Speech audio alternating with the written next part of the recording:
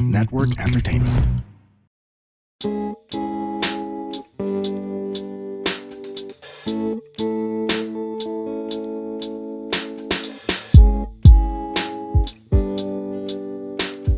Happy holidays, staplers! Yes, if you're wondering why is Leland's voice suddenly sexier and hunkier, it's because it's me, Judd Gregorio, on the main mic right now. Speaking of holidays, as a Christmas gift, I asked Leland, can you please let me host one episode and I'll interview you. Tapos, as a Christmas miracle, he agreed, guys. He agreed! Yes. So, what's up? Given. What's up, Leland? What's up, staplers? Hello. Sup? Staplers yung tawag nyo? Yeah, sa- wow, okay. Okay, Kunyari, okay. first time with you. Hello, what's up, Staplers? Yes. Leland Lim here. Right, Yes. we have I should introduce you pa nga, no? But yes, this is walang edit with Leland Lim, and I guess for today, Judd Gregorio. Ano pa? So don't scroll away, guys. Don't hit that skip. Give me a chance. I'll win you over. But this 10 is gonna minutes be remaining. huh? 10 minutes remaining. 10 minutes before they skip. What do you call this? This is gonna be a first part of a 2-part holiday episode series. So the first part is I will be interviewing Leland naman this episode. And the next episode, we'll see what happens. If he'll allow this to happen again. Tama. But yeah, baka he'll interview me naman if I don't fuck this up. But anyway, thank you so much, guys. Before we begin anything, we have a Facebook group. Yun, naalala niya. We have a Facebook group. It's called Walang Edit with Leland. Please do join, guys. So many fun stuff there. Right now, we're at a whopping 1.6K members, guys. Can you believe that? Dami. So many fun things. We're sharing our credit card numbers there and our CVV. SSS, Yeah, so join Number. in. Join in mga hackers. BIR, BIR. PhilHealth. Salaries. Lalo na yung salaries. And then other than that, we also want to talk about our merch. So yes, I think we're Ganda. both wearing our merch right Oo now. nga pala. I'm Yeah. still wearing the Yes. I'm wearing the Stapler shirt. Yun, I identify as I identify as a stapler. yes, arguably one of the best takes on this podcast. I wonder who said it. Whoever said it, sobrang Hindi makalimutan ni Aaron yun sa buong buhay. Shout out Aaron. But ayun, I'm also wearing naman yung shirt naman that Ikoy will never forget. Yung Shout out Ikoy. Vietnamese food is overhyped. One Yes. of the most watched or listened episodes of Actually, all time. Yeah. Yung kay Ikoy. Episode 4, I think. Episode Episode 4. So yes, you can get Thank You Projects PH. You can get our merch. It comes in shirts, hoodies, mugs, daming designs. Briefs. Briefs, coasters, cars? Car stickers. Car stickers, yes. Show. You can, it says, I'm riding with stapler. Yes. Ano yun? Placemats? Placemats, yes. If you're starting a new home, make it a walang edit themed home. But ayun, you can get it at Project PH. Please use our promo codes. There are 2 types of promo Parang ang codes. tagal ng intro mo. It's the It's nerve. like 10 It's the minutes nerve. worth of intro. I'm trying to get all the mandatories in. Okay. What's the promo codes? Leland or Judd. Okay, it's for free delivery. But anyway, without further ado, Wow. because my guest is getting impatient. Wala bang drinks? Walang water? Sorry, I didn't lever you. okay lang, sige. Coffee. Okay lang. Wala pa akong host money pa. But our next guest, guys, grabe. He is one of the headliners of Comedy Manila. He's also a content creator, even though he cringes when he hears that word. Di naman. You may see him on your TikTok, your Reels. He is one of the best, I'd say, stand-up comedian No. in the Philippines. I would reserve that for the greats. Okay. Well, future great, if I were to say so. So basically, lahat future great. Future great if they don't die. And he is also the host of the top 70 50 to 70.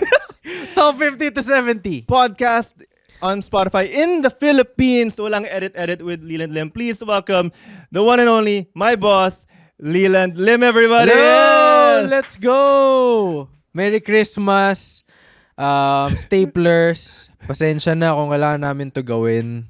Gusto ko lang malaman if may pake talaga si Judd sa podcast namin. And I want him to have a bigger responsibility. This is medyo a promotion. Why does this feel like yung eval stock na parang for the next Na year? magkatrabaho pa tayo.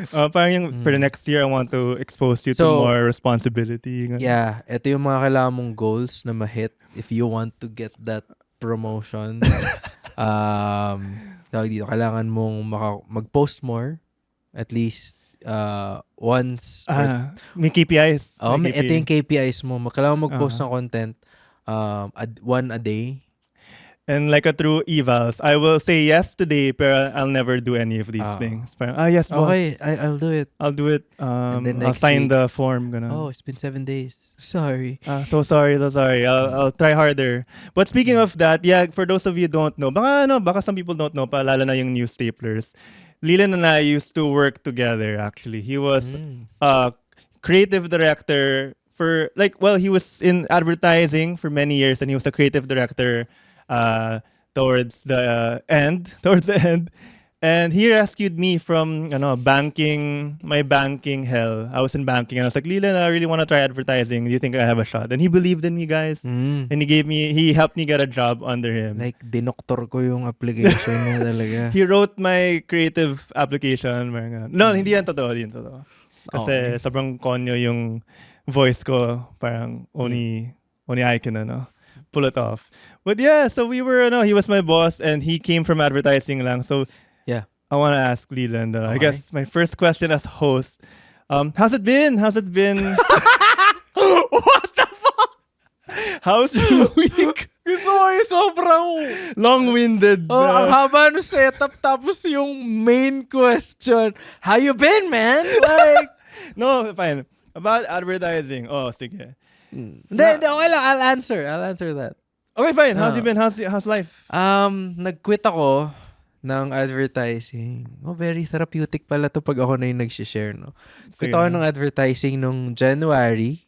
Keep it snappy, like the audience members. Sorry. No? January this year, 2025. And for the first 6 months, I was lost. I'm like a pebble in outer space floating. I didn't know if I were gonna, bumped into another pebble. Yeah, or is it like a bigger pebble, maybe a bigger pebble, like an asteroid? Hindi ko alam if makakita ba sa aking astronaut. Oh, look at that interesting pebble. Or will you be forgotten? In space. That pebble is very funny, oh. Look at that pebble, oh. Yeah. Look at the jawline on that pebble. Look at the facial features. Okay. Of that pebble. Okay, anyway, relax. So yeah, 6 months yon, and I tried to earn money from what we call content creation. Some legally, some shout out legally. Kay Ichan. And then this podcast, came around, an opportunity, and then eventually it's okay naman pala to feel that way. To not be certain about the next couple of months kasi it keeps the grind alive. Okay. But before we talk about the podcast, a good thing you brought that up. But I want to ask, sige, let's start. I have a great next question. Okay. Let's get a bit dark, pare. Let's get a bit personal. Siyempre, right now, it ended, it's going well. Parang you found, the pebble was able to find its way. But I want to ask, siyempre may mga rough patches or mga lows, parang mga adversity. I want to ask if it's okay to answer. Ano yung lowest point mo? When you became a freelance, a full-time comedian. I think tinanong din sa akin to ni Baus sa podcast niya. Shout out Baus. Hindi, okay lang. It's not original. Hindi, okay lang. Lowest point? Yeah, like parang tipong crying in the banyo, Pursuit of Happiness style. Like, ganun. Tapos kumakatok yung renta mo! Wala ka pang monthly, rent. Hindi. Pero basically, it's the monthly bills that kept me awake at night. How am I gonna be able to to pay for those bills? And hindi lang siya optional bills eh. Hindi siya luxury, hindi siya wants, necessity Medyo siya eh. foods lang. Oo. Food, electricity, rent, water, lahat. So, yun yung, hindi siya lowest, most challenging. Na parang you don't know if, you're gonna earn money, umaasa ka sa, sa savings mo. Tapos yung co-host mo sa podcast, daming cancelable takes. Like, fuck. Oo. Which turned out to be beneficial naman. So, lowest point siguro is... Yeah, if you were to give one specific moment, parang you stayed up for, kunyari, till 3 a.m. planning something. Wala naman. Mas lang. Oh, sorry, Mr. Perfect. No. Sorry, Kasi it all worked out. I like being challenged that way. Kasi it would prove na if you get through that challenge, capable ka pala maging ganyan eh. You're capable pala to be a freelancer, to do content and get paid for it.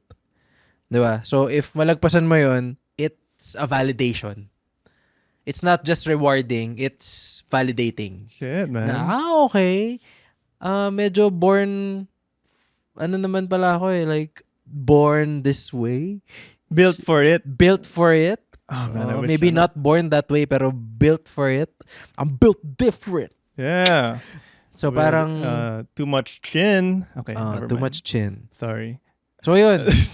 Pero minsan, i-gaslight mo rin yung sarili mo. Yes. This is one of your famous advice sa akin. Gaslight yourself. Tell yourself magaling ka. Or Sabi kaya mo to. Kasi I don't think it's manifestation. Manifestation ba yun? Kasi it's constantly telling yourself that you're this and you're that. Instead of asking, am I this or am I that? Di ba? Maniwala ka na lang. I am this. I am legend. Will Smith. Second Will Smith reference of the day. Okay. So, speaking of parang you parang growth and shit parang whatever that is. Made it low, simple lang. Salamat What's one thing you, learned about yourself through those trying time? Let me know if these questions are too. Sobrang nag-iiba yung dynamic ng podcast. What are your dreams, bro?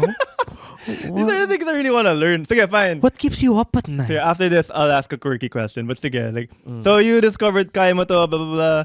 Yeah, yari, blah, blah, blah. I can do anything. Gaslight yourself. What is one thing you learned about yourself na parang, shit, galing pala ako mag-suck up ng fears. I don't know. I think lang, kailangan mo lang, hindi ko alam kung healthy siya eh. Pero what I discovered about myself was, I'm good at suppressing my negative emotions. Damn, okay. May laging mga ganito yung bits ni Bill Burr eh. As a man, you need to suppress your emotions and everything. Pinanood ko yung bago niya special. Maganda siya, by the way. Bill Burr, Drop Dead Years. Meron siyang bit doon na sobrang ganda. As a guy. Na as a guy daw, you're only allowed to have 2 feelings or emotions. Yeah. You're either fine or you're sad. Angry. Fine or angry ba? I think so. Angry. You can never be sad. Tama. Dalawang emotions lang allowed sa'yo as a man. Fine and angry. Yun lang dalawa. Pero the problem is, as a human being, nafe-feel mo daw lahat ng emotions eh. There's sadness, melancholy, ano pa? Horny. Horny, Yes. mga ganyan. Pero more particularly sadness and melancholy, nafe-feel mo lahat yan. Nandito lang siya sa space na to called gay. So, it's interesting. Kasi ang dating sa That akin... was Bill Burr, by the way, guys. Not us. Bill Burr Fernandez. Yeah.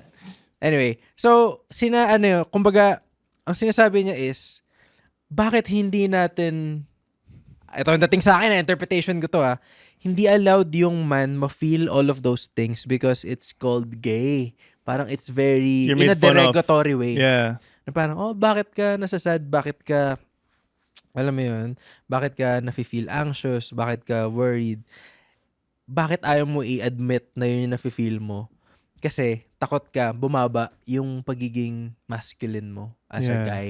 Kumbaga, lesser man ka, iniisip mo if nafe-feel mo yun or if pinag-uusapan mo yun. So, it's either you're fine or you're angry daw.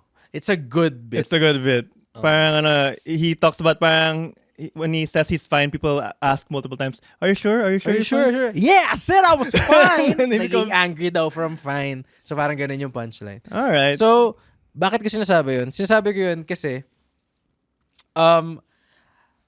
hindi ko alam kung healthy siya. Sinasabi ng mga tao, unhealthy siya. Pero, there's an art in suppressing your feelings.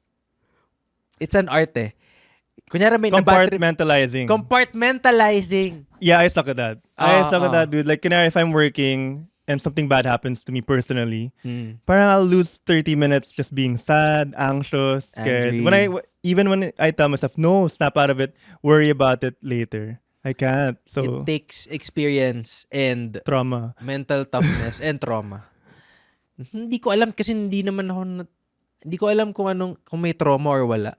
Never naman ako Great topic. Actually, Kasi- wanted to ask. to further my point, kaya hindi ko siya alam. Kasi never naman akong sinaktan ng parents ko. Never akong sinabihan ng masamang shit. My parents were perfect unlike sa inyo. Haha. So, mga ang- dysfunctional parents. Yeah, if may trauma ako, hindi nanggaling sa kanila. Maybe it's more of the life itself. And I'm not even aware of it. It's just they're just feelings. Gets mo ba?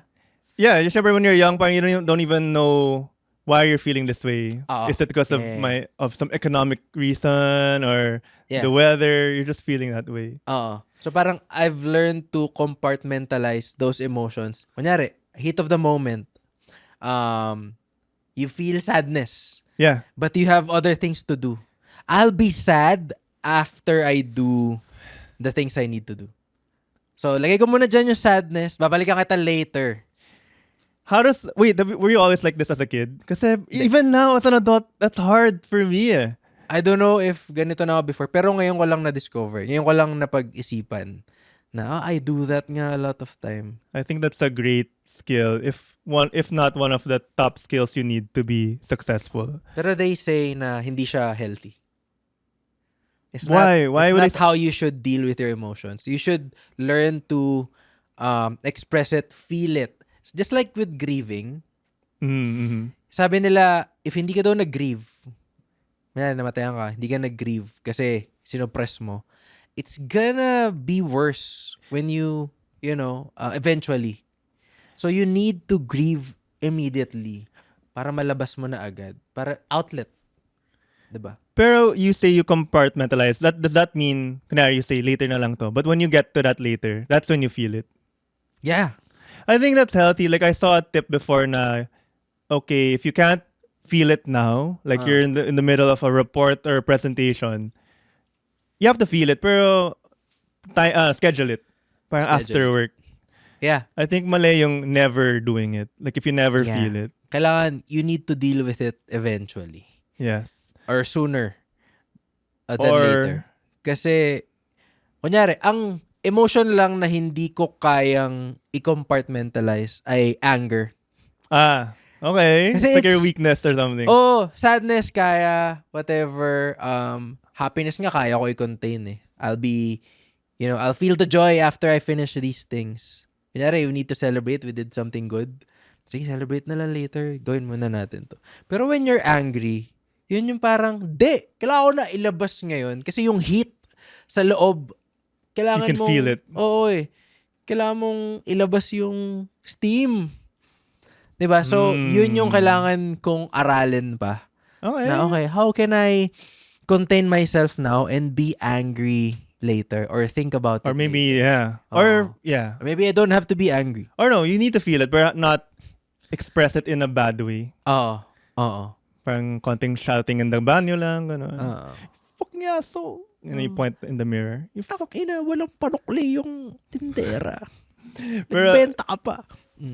But speaking of, you mentioned trauma or like childhood. I want to ask, kasi I feel like I have a theory all comedians had some sort of canon event that made them want to be a comedian. And that canon event is usually a flaw or something traumatic that happened to them. Sinabi to ni Jerry Seinfeld kay Jimmy Fallon na every comedian has like a personal flaw or trauma or issue that makes them want to be funny. And then sabi ni Jimmy Fallon, no, that's not true. I'm always happy. Ganun. Sabi ni Jerry, the fact that you're saying you're always happy, that says something na baka Sabi niya? may flaw ka or something. Or may something traumatic happened to you. Someone asked like, was there something negative that impacted you that made you become the guy who wants to make people laugh? You gotta dig deep. Ang hirap. I So, know. sabi ni Jerry Seinfeld. Kahit na tingin mo, hindi, happy ka lang, may rason, ba't ka nagko-comedy? Na usually it's a flaw in yourself. Talaga? For example, for me, I think my dad left me, so kulang ako sa pansin, kulang ako sa acceptance. Sa love. And when I make people laugh, nawawala siya for a moment. Damn. I doubt, and I agree with him, I doubt a perfectly healthy person will enter into comedy. Hindi ko alam. Okay? Kasi I promised a quirky question. It's becoming therapy na. hindi ko alam na kailangan mo ng... Kasi for the longest time, I just really like watching stand-up comedy. Para itong spider bite. The reason why Spider-Man became a Spider-Man is he got bitten by a spider, his uncle died. Something negative happened to him. So, you wouldn't say there was? Baka he had a bully. Like family life mo, okay. Pero yung school life, may bully ka or, I don't know. I think the longing for or of. The Would longing depend. for validation na You're enough. kaso I'm just bullshitting myself if I use that as the reason kasi I don't feel like that's the reason. I feel like the reason why I'm doing stand-up is because I like the introduction that my dad gave to me during high school. Na wala akong anything, wala akong trauma yata. Hindi ko alam Issues, wala. Walang issues, wala. Pero the moment na pinakinggan ko si Louis C.K., parang, shit, ang galing nito. Ang galing niyang magbigay ng experience and perspective na nako-convince yung mga tao na magsabi na, oo nga, no? Gets? Gets. It's deeply rooted in that. Na parang when you say something and people agree na that perspective is interesting, regardless if it's wrong, bad, good, or evil, the fact that you're saying something that makes people say na, oo nga, no? That's the validation for me. And I like that. When you point something out and not everyone notices that the one that you're pointing out, parang it makes me feel that I'm bringing something new to the table. Alright. So more than the laughter, more than the punchlines, I think that's what I like the most. You're bringing an idea that is not very common. Kunyari, insightful siya. That's why I also like advertising. Ooh. Kasi you're trying to... Laging may insight. Laging may or insight. At least the best ads. May insight. It's the way you choose your words eh. It's the way you choose your words. More than what you see, it's the way you use the words that you tell people. Yung feeling na sinasabi mo, masaya pag uminom ako ng Coke. Hindi mo sinabi na masarap yung Coke. Sinabi mo na, when you drink Coke, masaya yung feeling. Kasi puro sugar. Hindi ko alam. Hindi yan happiness. Pero, Sugar rush yan. Yun yung craft na gusto ko. Ang pinaka gusto kong example is, gumawa ako ng insight before sa isang brand. Sige, sabihin ko na rin, Maxi Peel, nung nag-advertising pa ako. Ano yan? Like, women's napkins? Oh! Hindi. Sa Maxi- face to eh. Maxi Peel. Pang skin routine. Okay. Parang retinol yata. Okay. Kalimutan ko na tuloy. Maxi Peel Zero. Maxi Peel Zero calories. Zero siya. Pag hindi ka tataba. Walang sugar. Okay. Bless you. Salamat. Kung totoo man si Lord, thank you. So, yun yung, Totoo si Lord. yun yung brand, MaxiPeel. So, parang, yung insight ko, in advertising kasi kailangan mo ng insight for you to craft a concept, for you to craft a commercial or an ad. So, sa brainstorming part, sabi ko, ang insight is, mahirap humarap sa tao pag mukha mo ang... Ay, sorry. Ulit. No, walang Yung edit, insight. edit. Okay. The insight Take is... two. Take two. It's hard being the guest, no? Oo nga, ang hirap pala nito. Hirap maging guest. Mag-host na lang ulit. Yung insight was, ang hirap sumugal pag mukha mo ang nakataya. Yes. Meaning, So true. kasi bago yung product, switch to MaxiPeel, parang ganun yun eh. So, mag-switch ka sa something na hindi mo alam. Pero, ang risk nun is, yung mukha mo yung masisira if ever hindi siya gumana. So, it's the way you acknowledged it. Oo. It's the way you write the insight more than the insight itself that makes it more, convincing, compelling. Ganyan, di ba? Mahirap sumugal. May sugal part. Mahirap sumugal pag mukha mo yung nakataya. So, it makes it more impactful. Yun yung gusto ko din sa stand-up. When you phrase something and it makes people say na, oo nga, no? Okay, ano yung punchline? Kumbaga, interested na sila before mo pa sabihin yung punchline. I noticed that with you nga. Yeah, your joke start off with something, hindi siya low-hanging fruit ever. Parang laging may, nga, no? Well, you try to, alam mo yun, think of something that's not talked about more. Gets. So, parang, yun. All right. But speaking of, you mentioned advertising again. Let's have a fun question. Tama na of this dark therapy shit. I want to ask, you came from advertising, 10 years corporate. Who was, describe the best boss you've ever had and what they did or something that made them the best boss and worst boss. Paano sabihin ko yung pangalan nila? No, describe them lang. Unless you'll find out. And then you can skip the worst boss one. Okay. The best boss I've had was my first boss. Okay. Bakit? Because of his confidence. Na parang magaling siyang sumugal eh. Kasi ang sabi niya sa akin, risk taker siya. Okay. Or at least that's how we talked about Thanks it during for that time. translating sumugal for me. I needed that. Risk taker siya.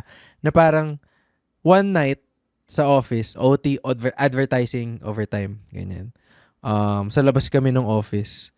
Sabi ko, parang, ba't ba ang hilig mong take ng risk? Kasi ibang klaseng risk talaga yung tinitake niya sa mga, On the daily? On the daily. Oh, okay. Sabi niya sa akin, because I'm not supposed to be here. So, he's been doing that all his life. He came from nothing. Rags to riches talaga. He came from nothing. Hindi siya nepo baby. Hindi siya mayaman. Scholar siya growing up. I think I know. Yeah, I know who this is. So sabi niya, I have nothing to lose until now. Hanggang may kumpanya na siya. Multi-million company. Nabili siya ng global network. That's the dream. Isa sa pinakamalalaking advertising agencies ngayon. And then sabi niya, I have nothing to lose. Kumbaga, I know what it's like being poor. That's why I took risks all my life. Because at the end of the day, I'm not even supposed to be here. I'm lucky. Gago, parang siyang Hamilton, dude. Oh. I'm not thrown away my shot. I'm not thrown away my shot. One shot. One young opportunity. Yeah. Would you capture it? Or let it slip? Mom spaghetti. Anywho. Yeah. Wow, that's great. So, shout out. Siya. Shout out to that boss. Yun yung best boss. And another boss, na early days din. Second best to? Medyo pareho sila eh. Okay. Kasi isa lang yung sinabi niya sa akin that resonated until now.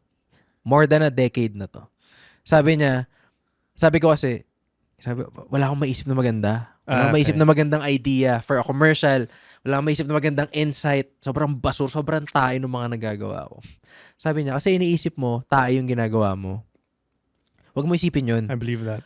Ang isipin mo, magaling ka. So, doon ko nakukuha yung, hindi, gaslightin mo lang yung sarili mo kahit hindi ka naman naniniwala talaga. Kasi eventually, maniniwala yung utak mo, maniniwala yung katawan mo, na magagawa mo yung best version na kaya mong gawin.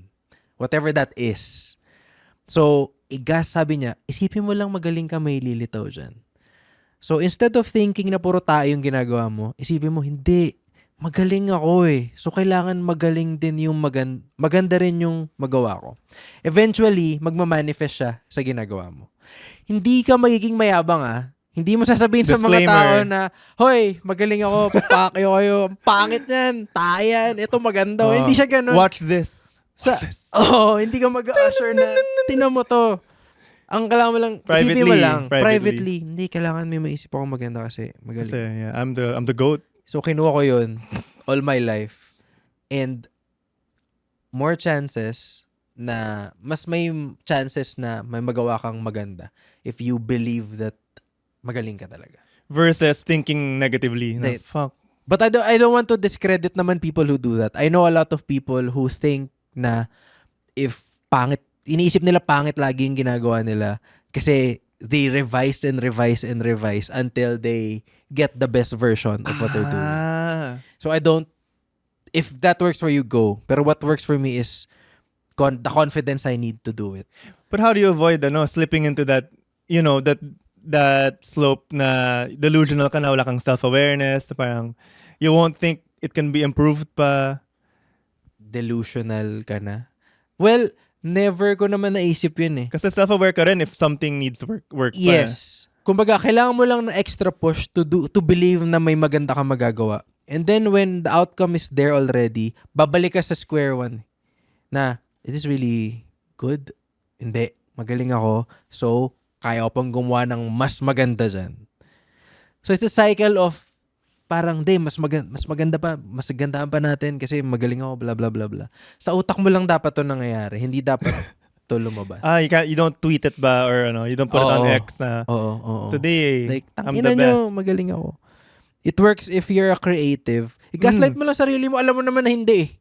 I was gonna say, baka applicable siya in 99% of professions, like kung sport person ka, kung athlete ka, kung like when Steph Curry misses a shot, he tells himself, I'm magaling. Oh, I'll make the next one. I'll make the next one. Or siguro nurse ka. Magandang analogy yun, yung kay Steph.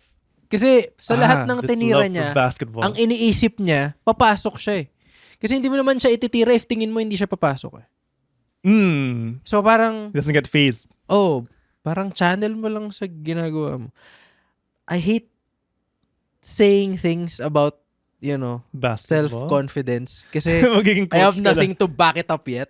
Na parang, you know what I mean? I think, what do you mean? You have a lot of accomplishments. Hindi. Or, dude, okay, fine. I know you'll argue na your accomplishments are just, you can count them parang ganon. But, dude, I feel like most people can't achieve what you've achieved. Like, the following you have, the jokes you've crafted, even corporate. You were a very young associate creative director. Parang, see, who said? Diba? I mean, that's how I observed na parang you were young enough to join competitions pero lahat kami writers lang. You were a director. Kahit sino pwede sumali sa competition eh.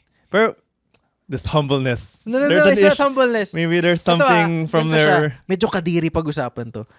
Kasi ang standard lagi, or at least natuto ko before na, ang standard mo lagi is yung best. Okay. Kunyari, sino ba best na basketball player? Si Michael Jordan. Dapat yun yung standard. Para sa akin, Draymond Green, per sige. Ibang 23. Okay. Ibang 23. Dude, the impact, pare. The impact. And he's a family man. Do you see his daughter sa championships? He carries that one hand lang. He's a family man, therefore he's the GOAT? The dude, Michael Jordan, I don't think he was a good family man. Yeah, hindi nga yata. Yeah. Ayaw niya yata kay Marcus yung niya.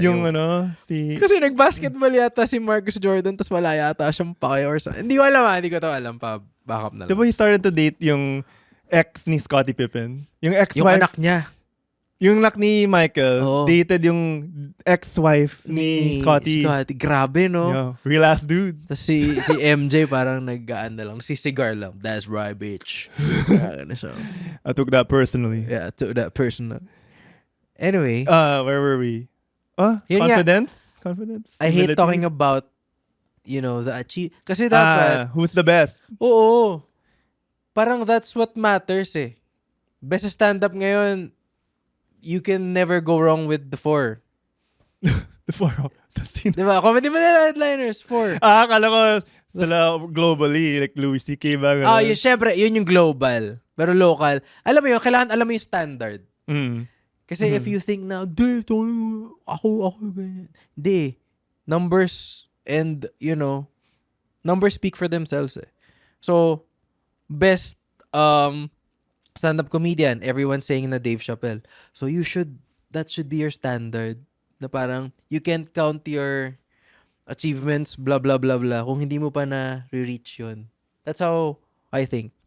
But are you open to the possibility na you might become the best at some field? No. Let's say podcasting.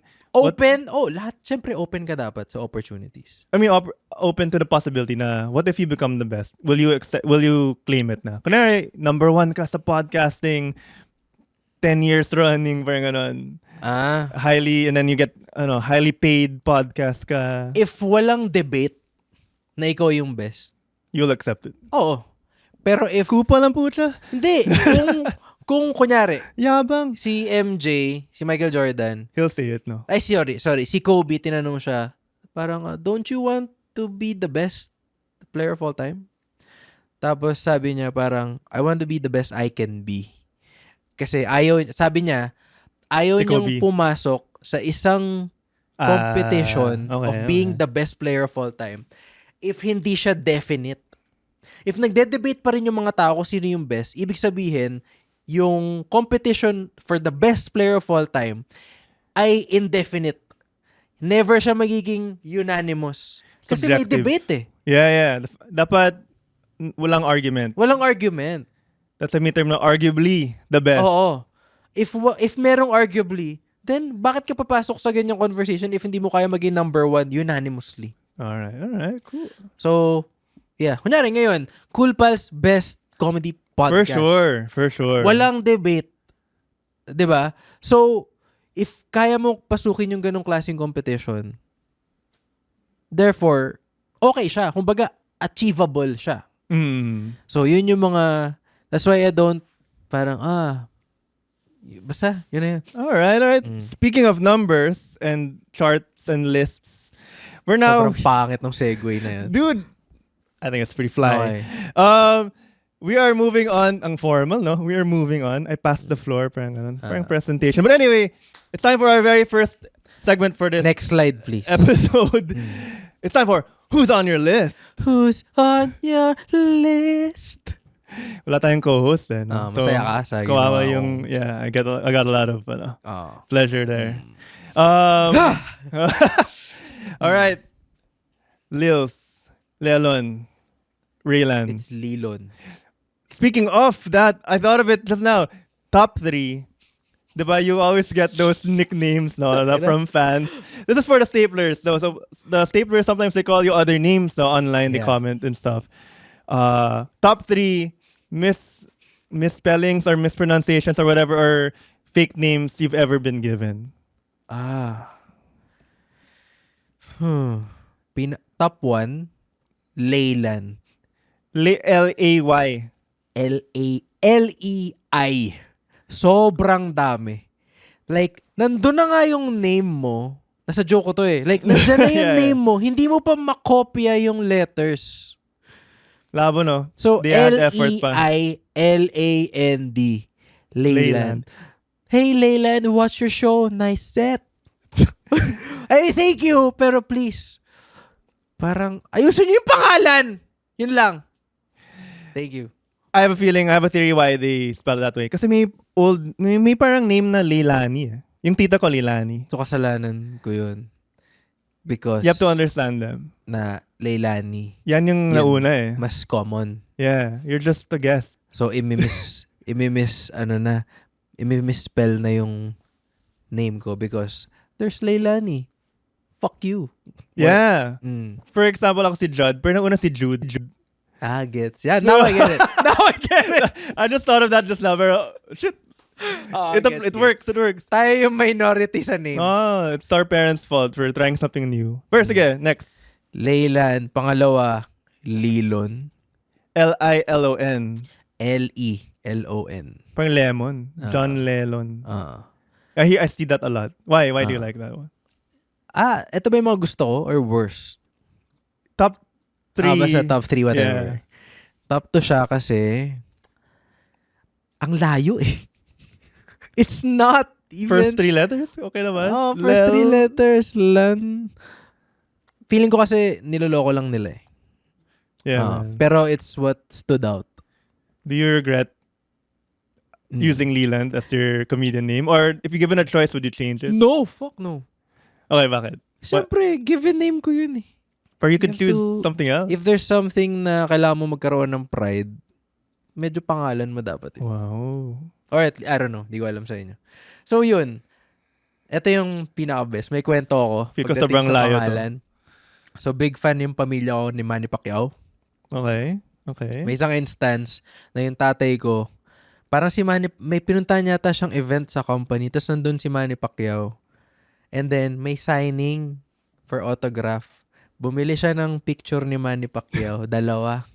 Para sa akin, saka yata para kay Dean, or para sa akin lang, or para, hindi, sa yung kapatid sibling ko. mo. Oo. So, para sa, nakalagay doon, na, pipicturean ko to, tapos post ko. How old were you here? Bata pa ako. Okay. Siguro high school. Okay. Wala ako doon sa kung saan nagpapirma. Binigay lang sa akin ng tatay ko. Sige. Yeah. Sabi niya, You weren't there. oo. May pirma ni Manny Pacquiao, tas yung picture niya na may hoodie for boxing, tas black and white. Tas may nakapirma. Sabi niya, pirma Manny Pacquiao, nakalagay, to Lelen. Lelen! Pipicturean ko to, tas ipopost ko. Lelen as in Lelen. Lelen. To Lelen. Feeling ko sabi ng tatay ko, Leland. Lilen. So, nilagay niya ng ganun. Pero, thank you. GOAT. Medyo cool that even si Manny Pacquiao may entry siya. Misspelled my name. Lelen, parang siyang character sa cartoon. Uy, si Lelen. Sounds like parang a cartoon dog. May kapitbahay kami, pangalan niya Len. Babae. My sister had a yaya named Ate Lenlen. Diba? Ay, not Lenlen. Tama. Kamusta po ang breakfast? Okay naman, Yaya Len. Okay, sige. Maglaba pa ako. Sabi mo, pagtapos na kayo para mahugasan ko. Yan. Feel ko ito yung yung trauma mo that made you want to be great. All the mispronunciations of your name. Di naman. Parang masaya lang mag-comedy. Kasi stand-up is... Kasi you want to be so big that they'll never mess up your name, man. Even you want to be greater than Pacquiao. Paano? Para no one will be greater than Pacquiao. In terms of great person. No. What? No, what do you don't want to be great? Okay. You can be a great regardless comedian. of what happened sa course ng history ng career ni Pacquiao, there will never be another Pinoy athlete or personality na magiging global star as Manny Pacquiao. It's unbeatable. Like, walang Mount Rushmore yung ganun kasi nasa Pilipinas tayo. Wala namang Mount Rushmore. Pero kung merong... Yung Mount Makiling. Kung merong Mount Makiling, si Pacquiao lang yun nandun. Like, I don't think may makaka-reach pa nun. That's true. I'm trying to think of the great... Like, Lea Salonga, parang... Doesn't touch it, bro. How many divisions did she become a champion? 8 yung kay Pacquiao. Yeah. Pagdating sa Pinoy personality na pinag-usapan ng buong mundo, nothing comes closer to Manny. I don't think there will ever be. Oh, come on. We're putting a ceiling. I think Hindi naman. One day, you can be a comedian that has 8 Netflix specials. No. 9. Regardless if that happens, alam mo bakit? Ang comedian, sobrang daming haters. Gets? Nung peak at prime ni Manny Pacquiao, he ended... walang hater si Manny Pacquiao na Pinoy. Ang haters lang ni Manny Pacquiao, Mexicano. Yeah, kasi he's a Mexicutioner. Yun nga eh. Grabe yung Mexican killer. Why is that allowed? Parang Parang maging racist nickname. Di ba? Parang if they gave Hitler the Jewish annihilator. parang that's Too much. far. For Manny, he pulled it off. That's how likable he is. Nasa poster yun. Pero, walang hater si Manny Pacquiao before whatever happens after the boxing career. Yeah, before he became even greater. So, ano siya? Alone siya. Nanginginig siya dun sa rurok. Okay. Even if comedian ka, athlete ka, you will never reach Manny Pacquiao's mountain. Did you watch the first episode of Physical Asia? No. That's when I knew na he's still relevant. People were surprised. Kasi like, the athletes there mismo, they're like champions in their own right. Champions sa UFC, champions sa judo, whatever, champions sa, like this Mongolian sport. Pero when they saw him, no matter what country they were from, they were like, it's Pac-Man, it's Pacquiao. And then they rushed towards him to meet him lang. Yeah. Gago. That's how I know, like, okay, he really touched even other countries' lives then. Yeah. Okay. Nothing hits better than Manny Pacquiao. Pun intended. Yeah. Medyo knockout yung hit niya. But anyway, let's move on. Next top 3 or next top 3. Merong another top 3. Yeah. Since Christmas ngayon, I want to ask, what is Leland Lim's top 3 things to do in the holidays? Para to recommend to, I'm sure whatever you recommend, our staplers will parang consider it. Okay. Top 3 gagawin pag Pasko. I like waiting. I like the waiting part. Waiting for the Pasko. Christmas Eve. I like the day itself. Okay. I like, ang sama sabihin na gusto ko yung traffic, pero it's part of, kasi diba lagi natin sinasabi, hindi ko ma-feel yung Christmas this year. Diba? May some people. Hindi ko ma-feel yung Christmas. Nawala yung yung magic. Oo. Iniisip ko, parang nagbago ba yung panahon? Hindi. You're just growing older. Kasi masaya before because when you were kids, you play with other kids, your cousins, ganyan, you feel the Christmas. Lagi may gift ka. Ngayon, not really assured na eh. As an adult, a 30-year-old adult, kaka-30 ko lang. Old man. Hindi mo na siya na-feel kasi iba na yung perspective mo. Mas mature ka na. So having said that, I like the waiting part sa Christmas. Yung mga December 10 to 20, 21, ganyan, 22. Kasi you know that something big is happening or at least something celebratory is gonna happen. Pero mas masaya yung waiting part. Hindi ko alam bakit. As in yung anticipation, yung lull moment. Yung night itself? No, like even the days before. The nights when people are putting up their Christmas lights. Yun yung gusto ko. Naghihintay ka. Pwede mong, alam mo, kausapin yung friends mo. Oy, tara, hang out tayo before Christmas. Yun yung gusto ko. Most people are free na, gano'n. Christmas parties. O kayo, hindi pa naman Christmas pero nag-celebrate na kayo. Yun yung masaya eh. Kaya masaya i-celebrate yung before, in advance, yung isang event. Kunyari, birthday mo. Celebrate ka day before kasi birthday mo bukas. Mas masaya yun, di ba? Kesa yung the day kasi itself. may pressure. May anticipation. No, I mean like during itself, like kunwari birthday mo na. Like for me, may pressure na parang this day needs to be perfect. Mas may pressure, or Christmas, this day needs to be jolly.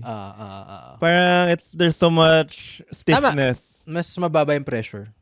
Okay. So parang loose ka lang. That's why I like days before Christmas. Kasi wala pa yung event, pero we're all preparing for it and we're all trying to be happy. Okay. Masaya, chill lang. Hindi mo kailangan mag-splurge. Diba, chill ka lang. Oy, pwede ka. Tara, dinner tayo before Christmas. Diba, okay lang. So, chill. Chilling, number 1. So, chill lang kayo with your friends. Meet your friends before Christmas. Yun yung pinakagusto kong gawin. Okay, reunions. Sige. Number 2. When you're with your friends, okay, what are the activities? Before Christmas, siguro, boring kasi ako eh. So parang mahilig lang akong magpuyat before Christmas. And especially wait some more? Kasi nung may corporate pa, wala ka na may ibang gagawin eh. Kundi hintay ng Christmas kasi wala na kayo masyadong ginagawa for work. Ideally. Pero kung nasa agency ka, nagra-rush kayo Dapat may shutdown. Pero yun yung masaya eh. Sa office, may mga pizza, merong mga food. Yeah. They're celebrating. Oh, magpapasko na, blah, blah, blah. I just like the conversations for Christmas. Okay. About Christmas pala. What type of conversations? Parang... Kasi pansinin mo, iba yung aura ng mga tao before Christmas than rest of the year. Very festive. Kamusta? They're not talking about work anymore. They're talking about papasko na, grabe yung traffic. So, I like those conversations. Yung tipong yung boss mo will be like, guys, tara, let's go out for coffee, tara. Parang tara, come with me. Wala ka na masyadong paki sa work mo kasi magpapasko na eh. Let's deal with it next year. Diba? Let's just get it over with. Okay. So, yun. And then third, siguro, ano ba gusto ko? Something you want to eat, maybe? Siguro Christmas shopping. Okay. I'm a size 30, by the way. Oh, good to know. Yeah. Christmas is coming up. So, yun. May reason ka to I like Uniqlo. Not even giving gifts eh. I'm not a good... Treating yourself. Oh, alright. Okay. Yun. Thank you for treating us to that. Sobrang boring ng top 3. Okay lang, no? Kasi it gave us a peek into what you like to do to wind down. But as we wind down this episode, let's move on to our next segment, guys. We all know this. Say it with me. Unfiltered Takes. Unfiltered Takes. Okay. That was disappointing. Bakit? Ano ba dapat yung gawin? No, I don't want to force you. Pero it's kind of a... Why did you have to say it like a zombie, man? Yeah. Zombie talaga. Okay. But alright, so do you have any unfiltered takes, bro? Actually, we can... Hindi siya unfiltered takes eh. Kasi lately, parang mas nandun ako sa compassionate side of things rather than sa venting. Okay. And ranting. So wala ka masyadong pet peeves ngayon? Meron, pero I try to let it go. Na parang, hindi, okay lang yan. Yaman na yan. Something naman, pero, you want to happen in the world. Unfiltered take. Improvements. Let's see if I have any. Feeling ko actually meron din ako eh. Sige nga. Alright. Mag-check ako dito. Since hindi ako prepared. Sige. I will... say, where's my unfiltered takes? Here, okay. While you get yours, I will say random unfiltered take from my list. When you get hit on, like let's say you're taken. Let's say you're taken, no? You have a boyfriend, you have a girlfriend, and then you get hit on in a club. Hey, Judd, you wanna come back to my place? Of course, we turn them down. But don't say sorry. Kasi by saying sorry, it's like you're saying your girlfriend, your partner, your boyfriend is the problem. Like, sorry, game ako sana. Pero I have this ball and chain. Yeah. I have this ball and chain back at home, so I can't hook up with you. Okay, wait lang. Hindi yan problem. Since interesting yung take ni Judd, pwede bang totally sabihin ko na lang, feed off na lang ako. Go. So, sa akin, you're the guest. Sinabi na yan sa isang podcast sa States. Na parang, sabi niya, pag sinabi daw nung lalaki na, unfortunately, I'm taken. Tangin na may unfortunately pa eh. Mas mahaba pa yun eh. So parang, talaga? Bakit siya unfortunate? So ayaw mo sa girlfriend mo, kung wala kang girlfriend, papatulan mo. Parang it's an L that you can't. Why are you saying unfortunately? Sabi, no, I have a girlfriend. But, I appreciate it. I don't even know if that's better. Yeah. So, there's no right answer. No, I would keep it very safe na I'm not interested. Kasi true enough, you're not supposed to be interested. Pero why the attitude? How do you get rid of the attitude? I don't care if I hurt their feelings. Kasi I want to... Man. They don't know naman eh. What do you mean they don't know? You're taken eh. How else are they gonna shoot their shot? I am not interested. And because you're fucking ugly, man. And you uggo. Get away, you uggo. You ugly olio. What? Tell us about that. What do you mean when someone's an ugly olio? This is a new term na naisip ko. This is a take? This is like a take. I'm not even sure if may gumamit na nito. Pero it's a Leland original. Okay. Wala siyang, Yeah, shit. you just In-invent ko thought of lang it. siya pag may not so good looking. Uy, meron dong ugly olio. And I think you remember you added pa Sobrang some. bland niya. Yun, Alam mo yun. yun? Bland niya, wala siya sauce. Yeah, not only are they Meron sorry, siyang olives, sorry. pero that doesn't help. We don't want to hurt anyone's feelings, but let's admit it. There are some people na they're not conventionally good looking. So but if they're not They're good looking, past their prime. oh, they're past. Oh, fuck. But anyway, if they're not good looking, tapos they don't have a personality. They're bland. They're not just ugly. They're ugly olio. Okay, Lalagyan namin niya sa shirt. you can use that, guys. Ugly olio. All right. Alright? So we'll Okay, move on. my take is, Okay. I hate when men try to be so masculine that they avoid to talk about their feelings. Yeah, man. Because they are afraid, no, that's gay. Yeah, man. I mean, it's not gay. It's normal. It's natural to feel emotions. And talking about it doesn't mean that the emotions aren't there. It's still there. You're just not voicing it out. That's why you're beating up your wife. Oh God. Or But doing some other things. Yeah. So, talk to your friends, man. I agree. I 100% agree. You should come on our podcast. We'll let you speak. Feeling sad doesn't mean you're gay. Yeah. That's why after this, Leland and I will cry together. Game ka to cry later. Nah. Okay. Well, Jesus. baby steps. But thank you so much, Leland, for those. I don't know, Thank you so much, Leland, for those wonderful takes. And now we're down to our last segment before we wrap up.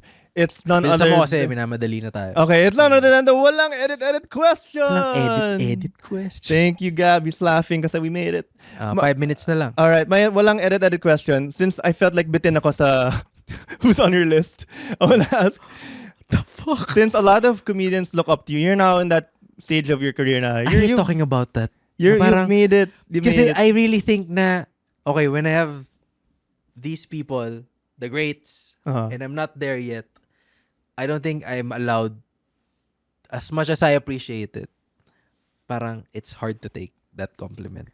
Actually, wait lang. Never mind. I was about to ask top 3, like up-and-coming comedians for you. But I think people don't care about Come that. on! I want to ask, what are your top 3 goals for your career? For your career. Okay. Since medyo New Year's to.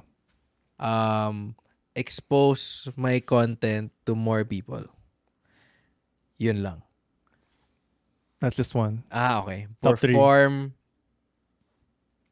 in a bigger stage and have healthy relationships. Career lang. Healthy relationships with brands. I thought you were gonna say fellow comedians, but I mean, that's given. I would say brands too. All right, so brands, more exposure, bigger shows. All right. Well, I wish you all the luck. Gusto ko yung host niya. I wish you all the luck. My first Tony time Gonzaga guest. clap. Tangina. Boya Bunda clap. Jody Talks. Thank you. Thought of that And lang. of course, ginagawa ko tong podcast na to. We're wrapping up. Yes, right? yes. We have, Ginagawa ko tong podcast na to. And gumagawa kami ng unfiltered takes na basically, it's not a unique segment. Yeah. Merong Subway takes, merong Hot Takes podcast, merong takes sila Mark Normand, whatever. Okay, we finally admitted it. I mean, everyone knows We it. did. But Content lang kasi may, I think Pilipinas, parang we're in a country where suppress lahat ng takes and opinions because people are afraid to get judged by them. Right. So at least for the staplers who are listening, every take is welcome. That's why like kung kinukuha yung takes nyo online, so keep them coming kasi whether or not we agree or disagree, parang it doesn't matter. What matters is we talk about it. That's why I like unfiltered takes. Wow, may vision mission ka pala. Oh. Kala ko vision mission mo lang get those Kasi likes. yun din yung gusto kong pag-usapan lagi. Anong opinion mo dito? So that's what I really like. Parang it's me. Parang I want to hear what's on your mind, whether I disagree with it or not. We just need to talk about them. Just get it out there. Just get it out there. Get it off your chest. Yeah. Diba? Instead of you getting into a fight or something. But if you say Vietnamese food is overhyped, maybe keep that. Yeah, okay lang. Keep that to yourself. Yeah. You fucking conyo. Ugly olio. Okay. Okay. Anyway, That's it. I have a question for the next guest. Yes, who's the we don't know who the next guest is. If you're gonna switch lives with anyone on the planet, Ganda. who would you switch lives with? Yun yung sa akin. Wow. Okay. Kuha mo naman yung next guest mo, whoever that is. Alright, so how did I do, man? How did I do as my first time? Okay. We'll see. We'll see the comments. We'll see the comments. If maganda yung comments, lalagay ko na yung pangalan ni Judd dito, siguro. It's okay naman. Parang baka I'll have to pay taxes or something. Let's keep it under the table. Baka may kontrata pala. The way that I like it. My bad. Ano ba? Gab, how many more minutes pa? I think 2. Huh? Wala na. 2? Wala na. I think wala na eh. Wala na, okay. Sabihin mo na! Thank you so much, Staplers. This has been Walang Edit. Post mo na yan, Gab. Whoa! Let's go!